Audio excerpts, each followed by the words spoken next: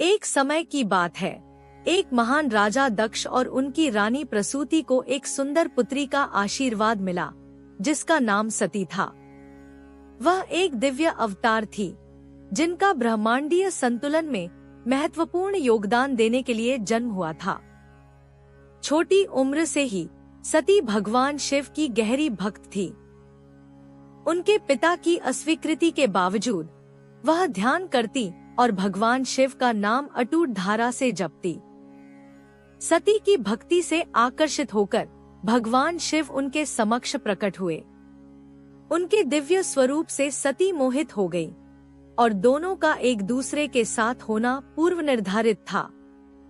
भगवान शिव ने सती को अपनी अर्धांगिनी के रूप में स्वीकार किया। राजा दक्ष सती के भगवान शिव से विवाह के निर्णय से नाराज थे। वह शिव को एक तपस्वी मानते थे जो उनकी बेटी के योग्य नहीं थे।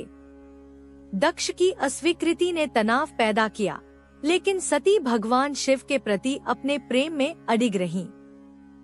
एक बार राजा दक्ष ने एक भव्य यज्ञ का आयोजन किया और सभी देवताओं और देवी देवताओं को आमंत्रित किया, लेकिन भगवान शिव को नहीं। यह शिव और सती के लिए सीधा अपमान था। यह जानते हुए भी सती ने उपस्थित रहने का निर्णय लिया ताकि अपने पिता से सुलह कर सकें। सती ने अपने पिता का सामना किया और भगवान शिव का अपमान करने के लिए उन्हें लज्जित किया। सभी के सामने राजा दक्ष ने सती और शिव का अपमान किया। अपमानित और दिल टूटने से सती ने महसूस किया कि वह और अधिक अपमान सहन नहीं कर सकती।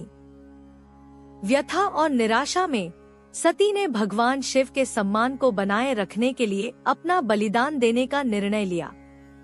उन्होंने गहन ध्यान किया और अपनी अंतरात्मा की अग्नि को बुलाया, बलिदानी अलाव में आत्मदाह कर लिया।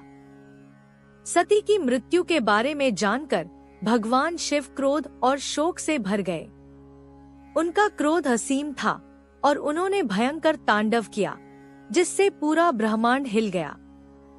अपने क्रोध में भगवान शिव ने अपनी जटा से भयंकर योद्धा वीरभद्र को उत्पन्न किया। शिव द्वारा आदेशित वीरभद्र दक्ष के यज्ञ पर उतरे सती की मृत्यु का बदला लेने के लिए। वीरभद्र ने दक्ष के यज्ञ में तांडव मचाया, भारी विनाश किया। देवता और ऋषि कुछ भी नहीं कर सके क्योंकि उसने तबाही मचाई, जिससे दक्ष को अंतिम अपमान मिला। शांति लौटने के बाद भगवान शिव आए और शांति बहाल की।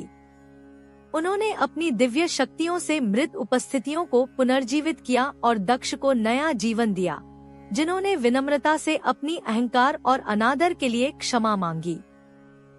समय बीत गया और सती का पुनर्जन्म पार्वती के रूप में हुआ, जो पर्वत राजा हिमवान और रानी मेना की पुत्री थी।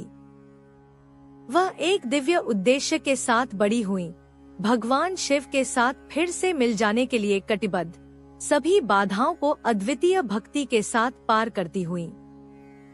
अपनी अडिग भक्ति और कठोर तपस्या के माध्यम से पार्वती अंततः भगवान शिव के साथ मिल गईं। उनका दिव्य मिलन सामंजस्य और अनंत प्रेम का प्रतीक था, जो जीवन भर चलता रहा।